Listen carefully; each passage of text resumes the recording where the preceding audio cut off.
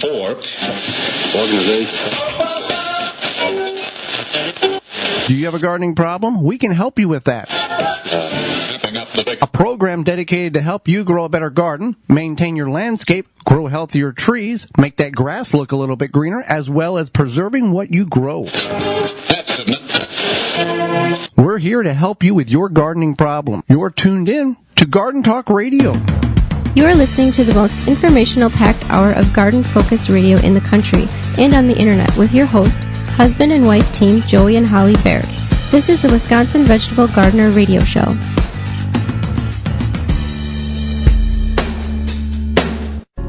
Welcome to the Wisconsin Vegetable Gardener Radio Show. Thank you for being part of the program today. The Wisconsin Vegetable Gardener Radio Show is presented to you by Power Planter Earth Augers, the official digging tool. To find the right size for your digging projects, visit powerplanter.com. Well, you've joined us for another great episode here, and we appreciate that, whether you're listening to us on one of the 16 radio stations that are broadcasting our program here in 2020, through our radio app, through our website. That website is the WisconsinVegetableGardener.com, under the Season 4 tab at the top of the page, or podcast replay or in-studio video replay. We thank you for being part of the show and being with us this week. I am your host, Joy Baird. Beside me is my wife, co-host, best friend, and gardening partner, Holly Baird. This program is for you, about you, to help your garden grow better, to maintain your landscape, make your trees look greener, and your grass to grow stronger. You can get a hold of us a couple of different ways. One being, you can send us an email at gardentalkradio@gmail.com. Very easy to remember, gardentalkradio@gmail.com. Or you can give us a call right now. If you can't get through, you can leave a message and we'll call you back. Or you can call us at any time. Our hotline is always open, and that number is easily to be remembered. 1-800-927-SHOW. 1-800-927-SHOW. Well, today on the program, we're going to go over non-edible indoor plants in which you can start growing or get and grow right now, and they can be grown year-round indoors, as well as the second segment about leaves in your garden, the importance and the powerful ability that they have for your soil. And Susannah Shmurak will be with us, all about elderberries. Author, we're going to learn a lot with her about elderberries, what they are, what you can use them for, how to grow them, the whole deal, as well as your garden questions. So let's get into the program about indoor non-edible plants that can be grown year-round, Holly. Yeah, so you want to, it's nice to have plants in your home for many reasons. Sometimes they purify the air. Sometimes they just provide you some nice color. Sometimes they also just offer, I don't know, whatever, something good. So one thing, you can kind of categorize different areas of your home. So if you're looking for like a plant to put in the family room or the den or more of a communal space, or like a TV room, one would definitely be the peace lily. And well, I think we need to disclose here before we get into identifying these plants. One, you need to know that you are capable of having a plant indoors, meaning if you don't have you don't have to worry about small children getting a hold of it, tipping over, if it's going to be elevated high enough, if you've got animals, pets that may use it as a litter box or just as a curiosity device and knock it off shelves and stuff like that. Right, for sure. And some plants do have a chance to be poisonous. Correct. So that's something to keep in mind as well. If you have a curious pet or child that might eat the plant, it might not be good. So that's definitely a good point. And also, you have to consider lighting conditions. A lot of these houseplants either like a lot of light or don't like a lot of light. Sometimes it is in between, but that's something to keep in mind as well. So the peace lily. Peace lily, yes. It's good for different lighting situations. It's very low maintenance, and it has nice little smooth green leaves. And it's a pretty well-contained plant. It doesn't get out of control or anything. Now, with these plants, you kind of need to know a little bit about the environment, like you talked about, but also the temperature. Are you in Southern California? Is it going to be air-conditioned a lot of portion of the year? Are you in Minneapolis, Minnesota, where you're going to have, the air conditioner on for part of the year and then the heat on, and what type of heat? Because these plants all are affected very differently by those climatary differences. So we want to keep aware of that. Now, where can we'll name these off. Where is a good place to find these types of plants if they want to purchase it? We're not necessarily starting these from seed. We're getting these already established and bringing them into our home. Well, there's a lot of options for you. A lot of big box stores do have a houseplant area. Also, you can call your local garden center, and sometimes they have houseplants. And they've got it like a year-round greenhouse that they've keep them humiditied, and warm all year. Yeah, and then also there's smaller garden centers that will have. If you ask around, sometimes if you call a garden center and they say no, we don't have them, but maybe a different garden center does, a lot of times they'll give you the information. There's different groups on Facebook, social media, where you can find plant groups, things like that. All right, what's the next one on our list? It's called the golden pothos, and what this is... It's Pothos. Yeah, and it's really good for clearing pollutants out of the air. In fact, even NASA has done research that it is good for clearing the impurities out of the air. Okay. Bamboo palm. Yep. So this is another one that NASA likes, and it purifies the air. It does need to be more carefully watered, and it just makes a nice living room plant. Well, now bamboo. There's two types of bamboo that you can grow outdoors. There's a controlled type of bamboo, and then there's a very invasive bamboo that even the strongest weed-killing company in the world has said, good luck with that. It's very, very invasive. So if you're going to plant bamboo outside, you want to do it in a very large container and not in the ground if you are at all concerned that it's going to spread with runners, because you may plant it by the mailbox, but by dinner time, some of these bamboos will run underneath the house and in the backyard because they're so invasive. I'm being exaggerating, but it doesn't take much time. So we want to be cautious. Best thing to do. Isn't something. It's a bamboo plant. It's a bamboo plant. Yeah. But I just want to put that warning out because people, bamboo's pretty. Let's plant it. And don't do that. Put it in a container. But bamboo palm can be grown inside.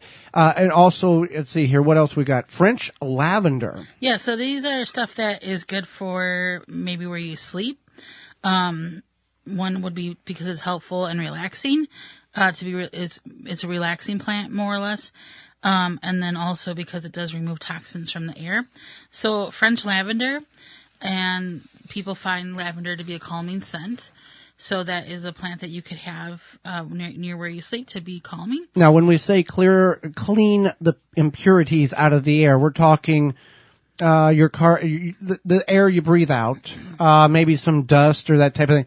We're not talking about that you go through a pack of cigarettes a day and it's going to purify the air in your house. It doesn't do that. No. So this is like just common, whatever is floating around. Right. Here. Just to be clear that these plants aren't miracle workers. Right. So that another one here is the snake plant, and everybody has seen this plant. It looks like kind of like little leaves shooting up out of the pot. Like kind of more pointy looking leaves. I don't really know how to describe it. Because it's not mother-in-law's tongue. No, maybe. I don't know. I just know it's known as a snake plant. Okay. So it's good for a corner if you want to put a plant in a corner because it kind of stays more contained as well. Vertical and it doesn't spread out like some of these will. And so, if you are, maybe you're thinking about, you've been spending a lot of time at home and you're like, I want to redecorate or I want to spruce something up. Think about getting a plant. Think about perhaps getting some sort of hanger for that plant or just rearranging around the plant. And sometimes that can be a nice focal point. And you do have to feed these plants. Each of these type of plants require a different fertilization regimen and moisture. Some of these plants like a lot of moisture in the soil. Other ones do not like as much. Some of them like that wet time and then that dry time. And also it all depends on how dry the air is in your home as well, how frequently you need to water, in addition to how much soil is in the pot, because the less amount of soil you have, the quicker it's going to dry out. So these all are factors because we see this happen in the springtime in the outdoor world of gardening, where you go to the garden center and you see these people buying these hanging baskets and they're beautiful, and then they forget to water them, and then they are on the side of the road because they just chucked the whole thing out there and said, well, it died and I'm a terrible gardener. Right. You got to water it. Right. And that's another thing is actually a lot of times if you go onto different like websites like the Facebook Marketplace or Craigslist, people are getting rid of houseplants for whatever reason. Maybe it was too much of a commitment for them. Maybe they got a pet that decided that it wanted to be best friends with the plant. Whatever, small children, who knows. But sometimes you can find really nice developed plants in nice potted containers for a pretty good price. All right. We've got, what else we have here? We got the, it's called the Dracaena, I think is how you pronounce it. And this is when you have a lot of space to fill. So say you Corner have of a 3-season room of some sort. yeah, Yeah. something like that. But the leaves can be toxic, so that's something to keep in mind. We got a fern. We got ferns. Ferns are easy to grow. Yeah. So ferns do good in bathrooms because they like a little bit of humidity. So if it's and they seem to be able to tolerate that low light. Yeah. As well. And then another one, this is a really good option if you don't have a lot of light, is a cast iron plant. It's very hardy, and if you forget to water it or something, it's okay. And if you forget to water it for 2 weeks, it's okay. If you forget to water it for 7 years, no. No, but like it bounces back from not watering for a little bit, and it doesn't need a lot of light. Orchids is something that you enjoy. Yeah, I don't know why I don't have an orchid yet. It's yeah. But these are tropical plants, and there is a very unique and way to water them. They actually will grow in the like the roots or the armpit of the tree, where it will get some water and then it will dry out. These roots are not necessarily in soil, so it's one of those you water it and then you pour the water off, and that's how the orchid grows, and it blooms a couple of times a year. I think we've never had one, but there are multiple. No, we have not. Yeah, there's multiple different varieties in which you can get. There's a little maintenance to it, but that's the same with all of these plants when it comes to that. Now, in the studio here, Holly went to a local independent garden center, I guess it was, and bought this humongous plant. And no idea what it is. It's a Monstera. It's a Monstera, okay. And the purpose of this humongous plant is it will help purify the air. Okay. And it's pretty and it's nice. And I like it. And then the other one's sitting. I got a Calathea, and actually one of my coworkers gave it to me. She bought it for me for my birthday like a few years ago, and it was at my office, but now I work from home. Right. And So we thought it was dead. Yeah, but because you hadn't been in the office for 6 months. No, it was like 3 months. Well, whatever. it seems like 7 years, but anyway. Right. Yeah. But luckily, our maintenance guy he watered the plants in the office, so it was actually probably overwatered, but that's okay. So yeah, now it's here. We repotted it into this fun little planter, and that's where we're at. English ivy is a very easy plant to grow indoors. Peppermint is another one. Anything with mint in it, you want to grow it in a container. Lemon balm is also another easy one to grow. Now the English ivy, the peppermint, and the lemon balm are good for like the home office. So they can. Lemon balm is nice. Peppermint, peppermint's supposed to help your memory. What? Yeah. Mm-hmm. That's your hearing. Yeah. Who are you? Sometimes I wish I could forget about you too, Joe. All right. Mm-hmm. People are yelling at the radio going, see, they're the same as us. Yeah. So, excuse me. So English ivy. Now, another thing is to keep in mind is that some of these plants might vine and grow and whatever. So, I know one of my coworkers had an ivy and she would have to cut it back at some point. Otherwise, it was just like climbing across the cube walls. So, yeah. So there's just a list of several and there's hundreds of different types of house plants in which you can grow on the non-edible side of the realm, and it's nothing wrong with a non-edible plant. It does a lot of benefits as well as add something to look at in the cold months that soon will be upon us. Thank you for taking the time out of your day to listen to our show. This is our 30th show of 2020. Did you miss last week's show? We talked about preparing your yard for winter and saving seeds, and our guest was Katie Koznasik. She is the Booch Witch. She's a kombucha expert. You can listen to that show by going to your favorite podcast platform and searching the Wisconsin Vegetable Gardener podcast, or we'll make it even easier. You can go to send us an email at gardentalkradio@gmail.com, put in the subject line show 30, and we will send you the link. And just so people are aware, we only do 35 shows a year. At the end of October, our season will be completed, and Right. we will return back in March because we need a break and things kind of really slow down in that realm. So yeah, we'll be right back. Do not go anywhere. We'll be talking about using leaves in your garden. You were listening to the Wisconsin Vegetable Gardener radio show. A show about helping to help grow a better garden, maintain your landscape, help your trees grow better, make that grass look greener, and preserving what you. Got a question for Joey and Holly? Send it via email anytime to gardentalkradio@gmail.com.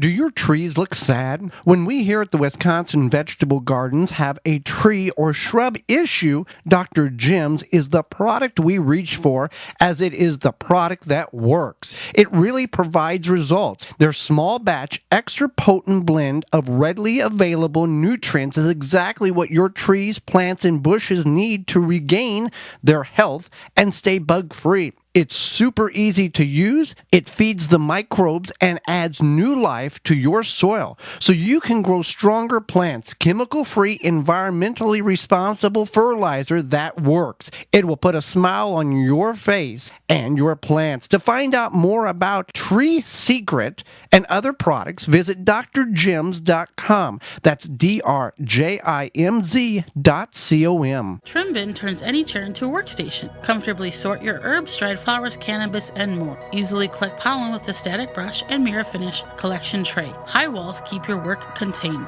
To get yours, visit harvest-more.com. Made in California. Do not go anywhere. There is more of the Wisconsin Vegetable Gardener radio show to come, which is presented to you by Power Planter Earth Augers, the official digging tool. To find the right size for your digging project, visit powerplanter.com.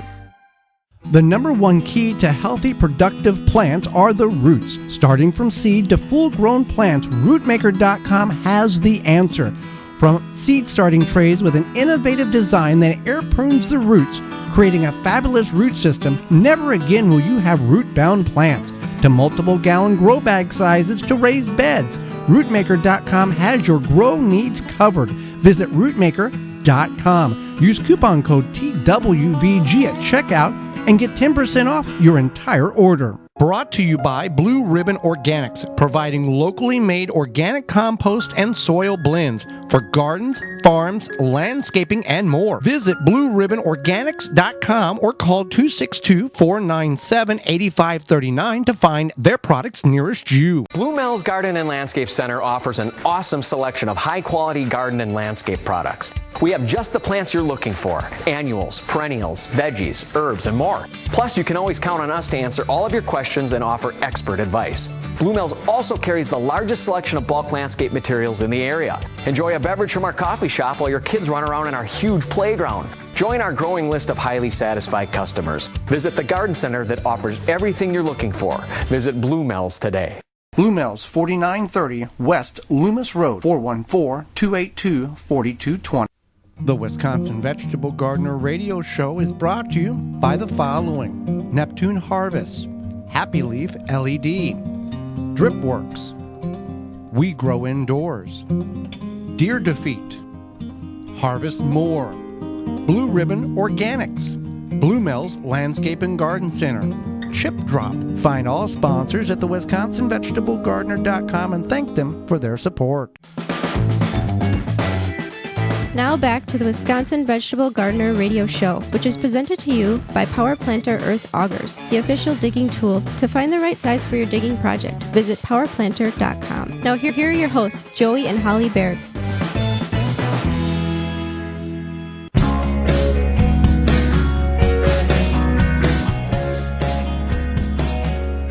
Welcome back to the Wisconsin Vegetable Gardener radio show.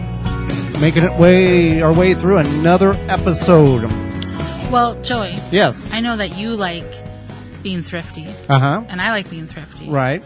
So what's the thriftiest thing that's going to happen right now, or soon, very soon, within the next month, that you can add to your garden? Going to be the leaves that fall from the trees. The trees pick up a lot of the minerals and nutrients in the soil, put them in the leaves, and then at the time of fall, they fall, and you can incorporate them into your yard and your garden.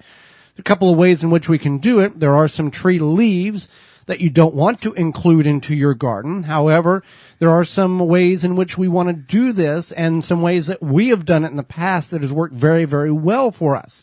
First off, if you are wanting to maintain a beautiful lawn and you don't want to rake the leaves up and you're not going to put them on your edible garden beds, simply mulch them with your lawnmower. It breaks them up, it falls between the grass, and it will break down and feed the soil. Easy way. You don't need to rake them up and take them to the curb and let somebody else deal with them.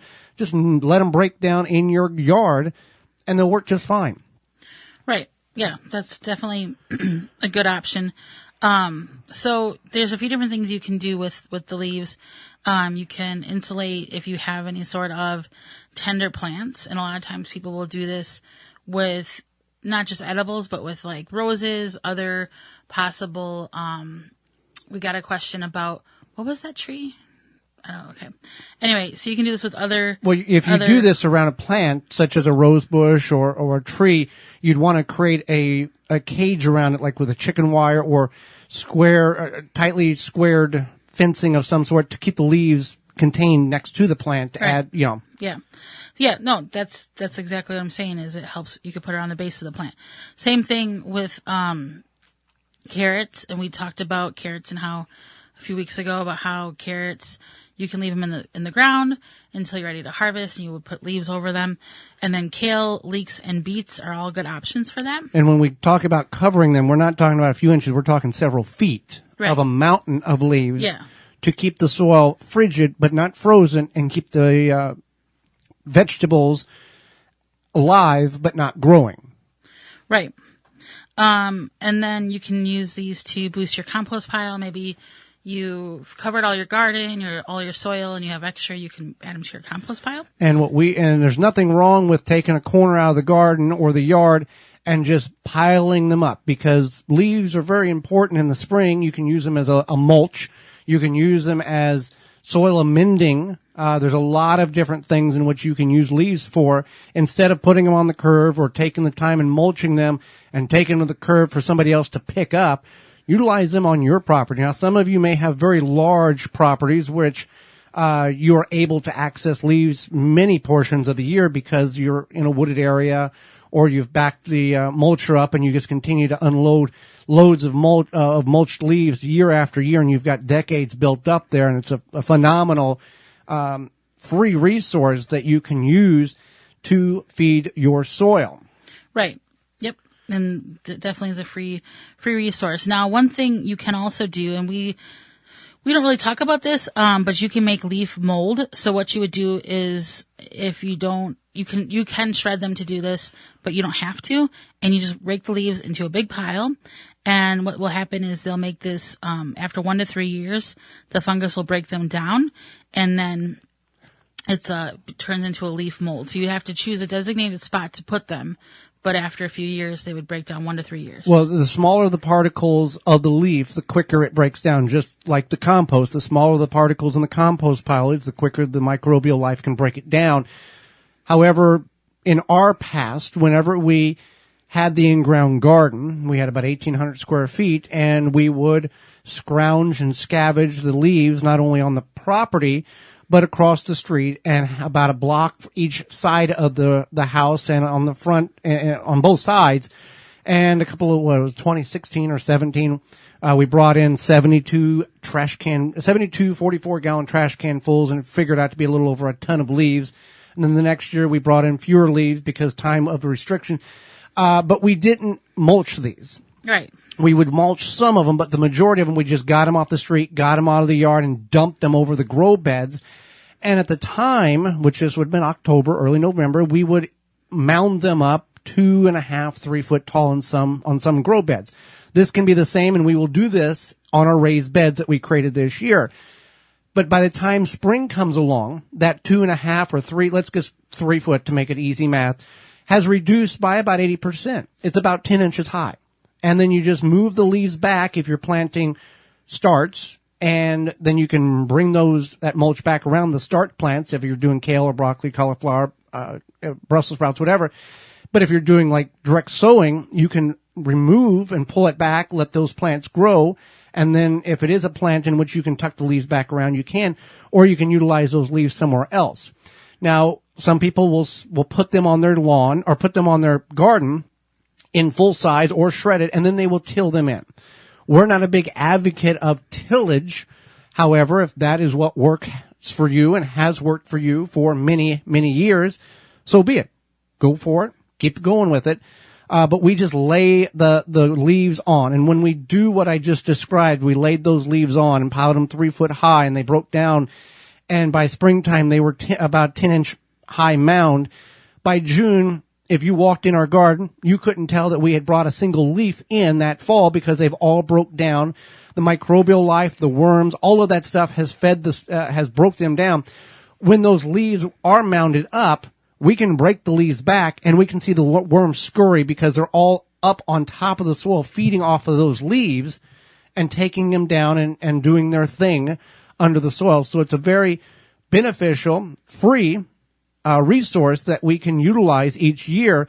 And it seems like a daunting task, but if we can just get them mounded in the garden, put them somewhere, and then we can do a little bit at a time.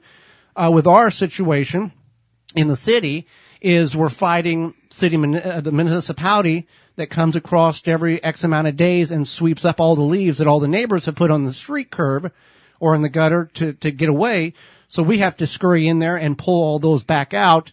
We've never had an issue at all. The neighbors don't. I mean, maybe they think we're crazy and they just leave us alone. I'm not sure. I don't think they really care. They might not even notice. No, and you know, the neighbor directly left of us when you're standing in the backyard, we rake a lot of the leaves out of his front yard because they're big, thick oak leaves. Yeah. And I don't think people are too upset when somebody else is doing some of the work for them. Right. So that's how we utilize our leaves. And a lot of great benefits to the leaves. Some people will bag them and put them in the corner of a shed or a garage or in the back, and then they'll take those bags and utilize them in the springtime and reduce the amount of moundage. They just pack them in a bag, a paper bag. Right. So anyway, back to leaf mold. Yes. Leaf mold actually does have a purpose. So once it breaks down, so if you let that break down. No, first of all, we're putting it like in a trash bag, right? And we're sealing it up. No, you just make a pile. Or we can do it out in the open. Yeah. Okay. And it takes a year or so to break down. And then after it makes that leaf mold, it's high in calcium and magnesium, and it retains 3 to 5 times its weight in water. So it's almost like a peat moss. That peat moss that has that weight, it's like that. That's okay. like the sponginess. Right. Yeah. So and when you pull that pile apart and you see those white little stringy things, that is the fungi. That's the good bacteria. That's what you want to see. Right. Yeah. And that's what's all beneficial. Yes. Yes. So that's an idea if you're like, okay, I have a bunch of leaves. I only have so much garden. I only have so big of a compost space. I only have so much time. I have so much time. You can let, time's going to pass anyway. So you can let yourself make some leaf mold. So if we don't have a leaf mulcher or a device in order, like a commercial device that's designed to suck the leaves up and mulch them, you can use a lawnmower with a bagger. It does work. You do lose a certain percentile of those, the leaves, but it works very, very well. And then the benefit to doing that, like if you're going across the front yard, you're sucking the leaves up and they're going in the bag, you're going to get a little grass in there too. So it kind of has a little ratio of greens to browns and kind of helps the breakdown process a little bit, even though you're mounding it over the grow bed. So not a bad thing. It's totally okay to do that. Though the lawnmower is not quote unquote designed to do that, it works quite well. So one thing to keep in mind is that there's some different leaves that could inhibit growth, and that includes walnuts, eucalyptus, and camphor laurel. And you don't want to put these, so you would want to compost them first, and then you could put them in your garden. Okay, so we want to be aware of that. And another thing is that if you are using something like oak leaves, you would want to. Oak leaves are very thick and almost kind of like waterproofish. So if you only have oak leaves, you giant pieces of paper is what they're right. Yeah. If you only have oak leaves, you might want to shred them, but also take some sort of other organic matter and kind of mix it in before you put them on your garden, because otherwise they create like a almost like a barrier, like a water barrier. Inhibits the water from penetrating because of the density and the size in which they are. So some things to know about leaves that you may not have known, and maybe you are a new gardener and you're listening to this type of programming for the first time because you've never done it before. Leaves are a great resource. If you go to our website, don't let the name fool you. It's the WisconsinVegetableGardener.com, and in the search bar on the upper right-hand side, just put in fall leaves, and you're going to get a bunch of videos that will instruct you and show you how we do it. Or you can go to our YouTube channel, The Wisconsin Vegetable Gardener, and we've got 1,700 videos there, and a bunch of them are about leaves and the importance of leaves and how to utilize leaves in your garden for the best results next year. Gardeners are always planning ahead, just like farmers. You got to plan several steps ahead or several seasons ahead in order to reap the rewards in which you hope to seek. And that's what we do with the leaves. Well, summer is over. Let's just call it what it is. In many parts of the country, summer has shut down. It's officially over. It's officially over. Yeah, summer had to end sometime, and it chose to do it now, just like it does every year. And the kids are virtually learning. Some may have gone back to school. Your yard is sad because you have forgotten about it. All right. Just because it is fall, we don't want to forget about our yards. No, we don't. It's done some great things for you. Right. Exactly. It loves you. It loves you. And especially this year, I'm sure you spent a lot of time there. They may be, the Japanese beetles though, they haven't forgotten about it either. They may be gone, but they're not far. They feasted on your roses, your berries. They laid eggs in your turf so that they can start again next year. But you can take a stand with Phylum's Grub Gone. Grub Gone is a non-chemical BT granular that specifically targets scarab pests and their larvae. You simply add the granular with a spreader, irrigate into the soil, and let the naturally occurring bacteria do its job. Not only is Grub Gone easy to use, but here you go, listen up. It is the only non-chemical choice that effectively controls grubs. And the best part about the whole deal, it's non-toxic to bees and other pollinators and beneficial insects. In fact, Grub Gone has no label restrictions for use around flowering plants, so you don't have to get on your knees and remove those dandelions before you use this product. Grub Gone from PhylumBioproducts.com, the natural choice. To find more out about Phylum Bioproducts and the other products they have available, go to their website, PhylumBioproducts.com. That's PhylLLOM bioproducts.com. Hang around. You don't want to miss this. Susannah Shmurak will be with us. She is going to talk all about elderberries, everything. You're listening to the Wisconsin Vegetable Gardener Radio Show. This program helps your garden grow better. The Wisconsin Vegetable Gardeners phone lines are always jammed during the show.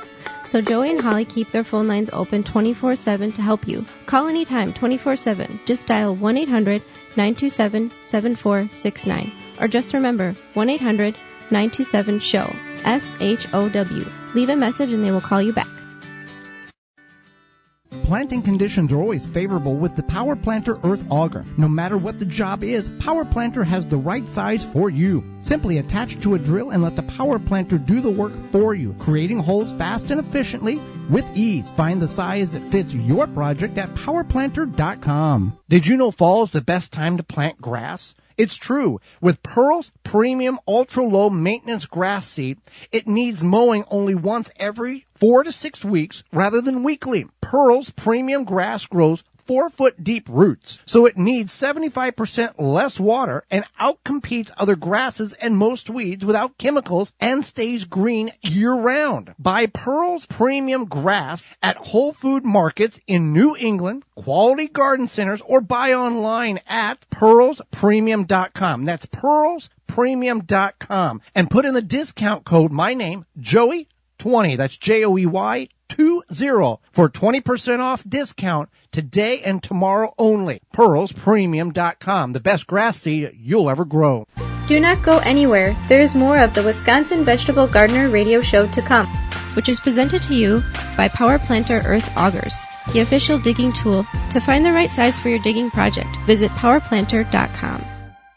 Pomona's Universal Pectin is a high-quality pectin that gels reliably with low amounts of any sweetener. If you're trying to reduce the amount of sugar in your diet, you'll love Pomona's Universal Pectin.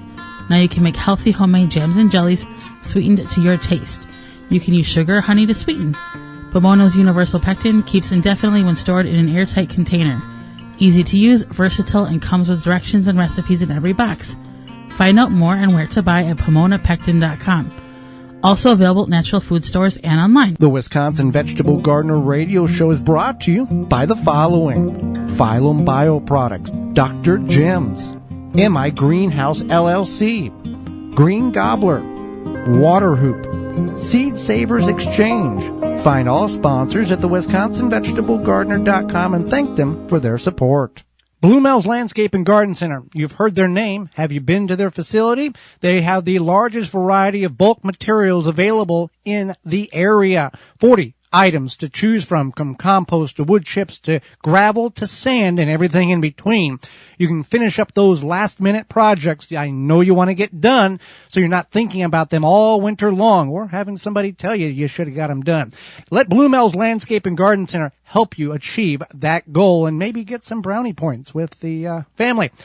Bluemel's Landscape and Garden Center at 4930 West Loomis Road, just off of Layton and Greenfield. You can give them a call at 414-282-4220 or visit them online at bluemels.com.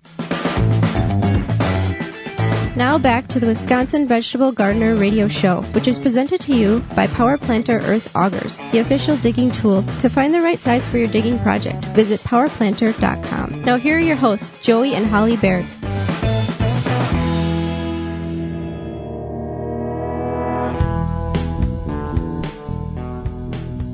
Welcome back to the Wisconsin Vegetable Gardener Radio Show. Holly, let's go to the hotline and bring in our guest for this week. Yeah, Susannah Shmurak is a freelance health and environmental author and author of Everything Elderberry, How to Forage, Cultivate, and Cook with Amazing Natural Remedy, which was recently released on her website, healthygreensavvy.com. She has a lot of great info for affordable, green, and healthy living. Welcome to the program, Susannah. Thank you so much for having me. I'm delighted to be here. Well, we are excited to have you because we've heard, your book is Everything Elderberry, and it's all about elderberry. Why is these little berries so good for people? Everybody, we see this on Facebook, we see this on social media. Oh, elderberry this, elderberry that. What's so wonderful about this? Okay, well, there are a couple reasons. The first is that they are an especially rich source of antioxidants that have made so many dark berries a focus of medical inquiry lately. They have positive impacts on long-term health, like protecting your brain, your circulatory system, lowering your risk of cancer. But the primary reason everyone's talking about them is the numerous studies that continue to come out suggesting they're different ways of fighting viruses. They have extremely strong antiviral properties. In human trials, they've reduced the duration and severity of cold and flu. They seem in test tube experiments to interfere with the ability of a virus to penetrate cells and to replicate. And in addition, they help stimulate our immune system. So they're working in multiple different ways to promote health. So they're pretty astonishingly good at what they do. Now, for people who have heard the term or elderberry, is this something that is naturally coming up in the wild? Is this something you cultivate in your garden? And is it easily identifiable, or do you really have to be careful of what if you think it is or you think it's not? That's a great question. So the berries growing in this country are native wild elderberries called Sambucus canadensis. They're different than the ones that you generally buy online, which are from Europe. That variety is Sambucus nigra. The ones that people are growing in their gardens are basically wild plants that someone has propagated. So they're plants that somebody's found that are producing really well or have extra flavorful fruit, and you'll find those as named cultivars at different nurseries. So you'll find them growing all over North America and South America, for that matter, though they're slightly different subspecies. They're quite identifiable, but there are lookalikes. If you're a novice forager, you don't want to just go picking something because it has a purple berry. There are other purple berries out there that are not so good for you. I actually have a post dedicated to this on my site that goes over the different lookalikes you want to watch out for. So if you're an experienced forager and you can use all the identifying features, you're looking at the leaves, the bark, the growth habit, as well as the berries and the flowers, then they're not too difficult to identify. But I've been out with people who don't forage at all, and they say, "There's a purple berry. Can I eat it?" I'm like, no, you can't if we don't know what that is. So yes and no. It is dangerous to eat things you can't identify. It's also important to know what you're doing with elderberries. The unripe berries can give people stomach aches. You don't want to eat the leaves and stems, which have high concentrations of compounds that can also make you quite ill. Wow. Well, so most people know about elderberry syrup. I'm sure they've seen, like, I've seen it at random places being sold. Yeah, so most people are aware of it. Aside from elderberry syrup, what are some edibles that you have listed in your book, perhaps, that you could use that are beneficial? Absolutely. Well, there are so many different options besides elderberry syrup. That's the most readily available form. However, medicinally, you have lots of different options how you use the elderberries. If you have ever made a tincture, alcohol extracts certain compounds. You can also steep them in vinegar or glycerin. You're going to extract different compounds. If you make a strong tea with it, that's another way to use it. And then they're just a really delicious add-in to things like fruit desserts or cocktails. I made a lot of frozen treats like popsicle and sorbet. There's ice cream, soda. Elderberry wine is kind of dual purpose. It was a very old-timey way to enjoy elderberries and also get medicinal benefits from it. People used it pretty commonly to treat colds and also arthritis. And we haven't even mentioned the flowers, which come about 6 weeks before the berries. And there was something that I didn't realize getting started on this project, how incredibly useful medicinally and incredible tasting they are. You can make a syrup from the flowers as well. That is a really popular add-in for confections of various sorts, like cakes, and also wonderful in all kinds of drinks, both alcoholic and non. Now, with elderberries, are these a perennial? Are these an annual? How is the growth pattern on these particular plants? It's a perennial. It's a perennial shrub, the kind that grows here. In the western United States, there's a different subspecies, Cerulean, that has a more tree-like form. The elderberry in Europe also has a more tree-like form, but they're definitely perennial plants. They're reasonably long-lived. They're tough. They do well in poor soils. They're great garden plants for places you can't grow much else. That's very interesting. Now, aside from ingesting the elderberry, what are some other ways they are helpful to our bodies? Well, one of the things I learned in doing the historical research is that from time immemorial, it seems, people have been using all kinds of parts of the plant. So the roots, the bark, the leaves have all been used medicinally as well. The ways that people tend to use them now are externally. So elderflowers are wonderful for skin, especially for healing and for treating older skin. There's an elderflower farmer I spoke to in Oklahoma who makes elderflower soaps and salves, and he's got, as he describes, these hardworking farmers' hands. And after they started their elderflower business, and he had to be processing elderflower so often, he said his hands started to look, he said, like those of a ninth floor banker. Because his skin had been so wonderfully soothed by handling these things. They're also antimicrobial. They've been studied for their ability to interfere with pathogens. So they were often used in ointments and eye washes in the days before chemical pharmaceuticals. The leaves were also used in salves for sprains, bruises, and wounds. And army doctors in the Civil War used both the leaves and the flowers to treat the wounded. Very interesting. Well, just so everybody knows, we're talking with Susannah Shmurak, and she is the author of Everything Elderberry. So we noticed on your website you listed some other beneficial immune-boosting foods, ones that we might even be growing or anybody is growing or recently harvested. What are some common immune-boosting plant-based? And what does that mean to people who are not familiar with that term? That's a great question. So your immune system is a lot more complex than most people realize, and involves lots and lots of different processes that rely on many different nutrients. So we tend to think of vitamin C when we think about supporting our immune system, but it turns out our immune system also really wants all the B vitamins, vitamins A, D, E, magnesium, copper, zinc, selenium, all of these different things that particularly in a standard American diet, it can be hard to get. You have to be kind of intentional about getting variety, particularly lots of fruits and vegetables, or as I found out in the case of vegetarians, making sure that you're getting some of those things that are much easier to get from animal products. So what you have harvested recently from your garden that would be wonderful to help your immune system with this transitional weather we're dealing with right now. Sunflower seeds are one of my go-tos to make sure I'm hitting some of the things that I might not get otherwise. Sweet potatoes and carrots are a great source of vitamin A, broccoli, red peppers, for vitamin C.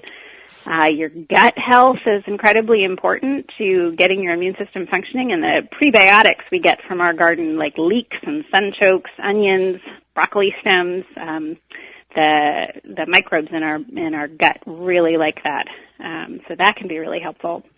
Some of the other things that you might not get from your garden as much, but that are important, particularly in our northern climates, getting enough vitamin D. That's something where you may have to supplement. And if you're a vegetarian, B12 and iron turn out to be important too. So the immune system is pretty complicated, and the idea of supporting it so it can do its job is very helpful. I really like garlic for fighting off colds too, if you harvested that some this summer as well. Absolutely. Now, you talk about purslane. Now, purslane, some people consider a weed, and other people have heard the term but don't realize they're pulling it out of their garden because it's a nuisance. With that being said, you talk about that on the website. It grows in most people's gardens with abundance. What are some benefits that purslane can provide for the human body that obviously many of us may not be aware of because we just think it's a weed that's a nuisance? Right. I love that you noticed that. Purslane in other parts of the world is a treasured vegetable, and it also turns out to be one of the best plant sources of omega-3 out there, and you can get vitamin C and E and beta-carotene and iron, magnesium, and potassium from it as well. It's pretty versatile as a salad vegetable or stir-fries. I tend to throw it in smoothies, but it is abundant, and people just don't realize they have this extra crop going in their garden. It's one of my absolute favorite edible weeds. Absolutely, yeah. So obviously your book is jam-packed with information. How can people find your book, and how can people find more information about you? Okay, well, you can come visit my blog, which is Healthy Green Savvy. That's SAVVY.com. Where I share all the super practical shortcuts to healthier, greener living that I can find. I have posts on foraging, gardening, remedies, healthy food, eco-conscious choices, as well as plenty of links to my book on the website. You can find it there. It's available on all the major retailers as well as through local bookshops. Well, Susannah, we greatly appreciate the information which you provided for us. It just jam-packed full of knowledge that many of us may not be aware of exist in nature, that the world provides for us without any effort. Well, thank you very much for having me. I enjoyed speaking with you. Well, thank you. Thank you for that. And when we come back, it's going to be about your garden questions, our garden answers. That's right. You can get a hold of us, and we will help you with your problem. You're listening to the Wisconsin Vegetable Gardener Radio Show. Got a question for Joey and Holly? Send it via email anytime to gardentalkradio@gmail.com. Protect your plants against damage with a 3-in-1 plant guard and special blend fertilizer. Visit ivorganics.com. Wisconsin Greenhouse Company designs greenhouses specifically built for the northern Midwest climate. All of their greenhouses are made to withstand heavy snow and wind for years to come. They build freestanding and home-attached greenhouses for both commercial growers, schools, and backyard gardeners. Visit WisconsinGreenhouseCompany.com. For more information on pricing or to request a greenhouse catalog, go to WisconsinGreenhouseCompany.com.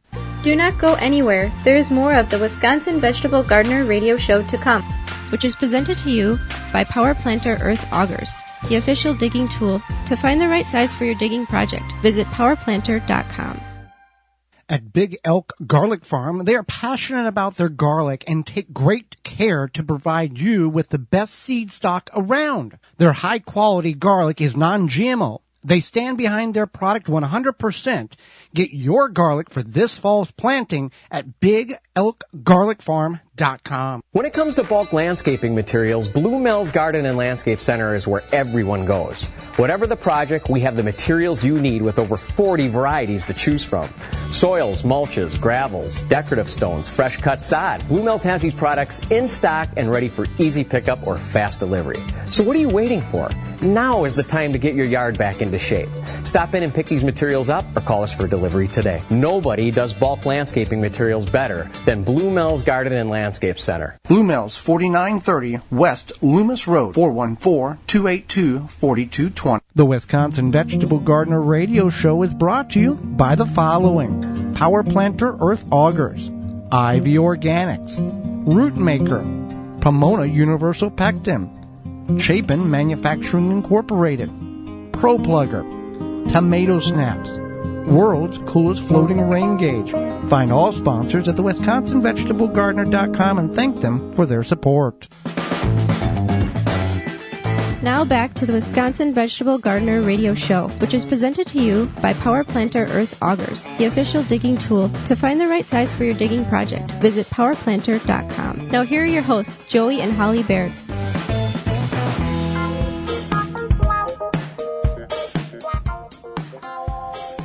You got a question? Welcome back to the Wisconsin Vegetable Gardener Radio Show. We've got an answer for you. You want to get a hold of us, you can do that by giving us a call, 1-800-927-SHOW, or you can send us an email at gardentalkradio@gmail.com. Had a couple of questions come in this week through those avenues as well as social media platforms. Holly, you want to, let's go down the list here. Yep. So question came in. Do I have to worry about herbicides on the straw I've purchased from different feed mills in my compost? Or should I stop using straw, much like purchased manure? Well, Andrew asked that, and the answer is a simple yes and no, and I'll explain. Growing up on the farm in southern Illinois, we never sprayed our wheat, which creates the straw. You harvest the grain, and the stalk is the straw portion. You also can have straw via oat straw and barley straw and sugarcane straw and all that other stuff. We never sprayed the wheat ever, and there are some farmers in which spray in order to kill the grasses so they can get in there and harvest, and they don't have a lot of additional items in the grain. So you can ask the feed mill if they can find out if that grain or that straw has been sprayed. Now, if you're using it for a straw bale garden method type of garden, if it has a persistent herbicide, it's going to kill the broadleaf plants. It's not going to allow the plants to grow in it. Now, if you're using it as straw, as mulch, as compost material and all that, you would want to find out if the item has been sprayed, because that, there is such thing as organic straw. It's very hard to come by in some portions of the country, and and if you're able to get straw from the source, from the farmer, that's who you need to talk to. So yes and no on that. Not the best answer, but that's the right answer that we can offer. Okay. Margaret wants to know, can you overprocess your jars of jelly? I processed my jelly for 20 minutes because they were in pints. The recipe was for half pints and said water bath can for 10 minutes. You technically can overprocess your jelly. Typically, I get that math in regards to doubling the time, but that's unfortunately not how it works. So in this case, a lot of times, I don't know what type of jam she was making or jelly, but a lot of times when you go up, you add 5 minutes. It just depends on what it is. That's not for everything you can. Now, does the Ball Blue Book have that ratio, that breakdown in it? It'll say pints, half pints, right. Whatever. What happens if you overprocess something like that? I know with pickles, it turns to like muck. Right, something like jelly jam, it's a lot of times just going to make it either too runny or it's going to make it very thick. All right. And the difference between jam and jelly is? Jam typically has like fruit chunks in it, and jelly is more like a is gel. smooth. Mm-hmm. Okay. Next question. All right. Thank you for your podcast. I listened from Osceola, Iowa. I got my seed garlic from Big Elk Garlic Farm today. This will be my first time planting garlic. How should I store the seed garlic before I plant it? Also, this is our first year making our own compost. I have some that is mature, but not much. I want to use it for the garlic garden spot. Would it be better to use it on the top of the soil after I plant the garlic, or work it into the ground now before I plant it? We have enough to cover that spot with about a 1/2 to 1 inch of compost. Okay. Thanks so much, Jenny. Well, Jenny, we appreciate you ordering from Big Elk Garlic Farm, our official garlic seed provider in Pennsylvania. They still have garlic available, so you can go on over to BigElkGarlicFarm.com and get your garlic ready for this fall, because we'll be planting it here in our area in about 2 weeks. And with the how to store the seed before you plant it, well, you're going to get it. It's going to come in the package. You want to get it out of the package, and you want to set it in a not a dark area, but a dry, cool, out of direct sunlight area, and just let it sit there. Don't worry about it. Now, 48 hours before you plant it, then you want to break the bulbs apart to get the largest cloves. Now, you can plant all the cloves. Based on the variety of garlic, you can have 4 cloves or you can have 14 or 16 cloves. It just depends on the variety. 48 hours before you put in the ground, you can go ahead and start breaking them apart and figure out what you want to plant, if you want to plant all of them or just the largest cloves. And then 24 hours before you put them in the ground, you can put them in a mason jar and soak them with a compost tea with just water, and leaving the skin on. You don't want to peel the skin off. You're not cooking it. So you want to leave that protective shell of the skin around each clove. And then you want to pre-soak it for about 24 hours, and that just helps hydrate the inner portions of the clove in order to help jumpstart it once it goes in the ground. And then you will be fine. You want to put it about 2 to 4 inches based on, if you're in a raised bed, 4 inches fine. Regular garden, 2 to 3 inches. And you're off to the races and you're good. Now, with the compost question, what I would suggest is, yes, you can use the unfinished compost in the garden.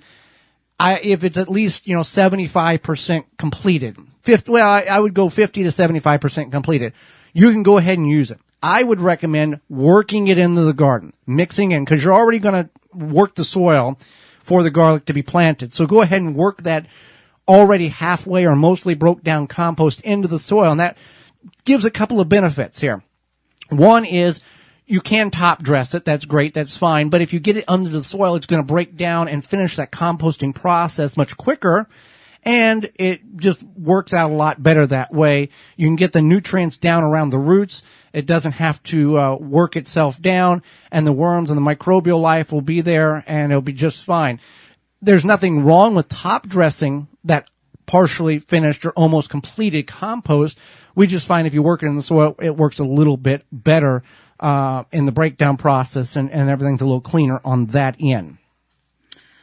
Okay, so another question we had come in is Danielle wants to know, how do you prevent the birds and squirrels from eating your freshly planted sunflower seeds?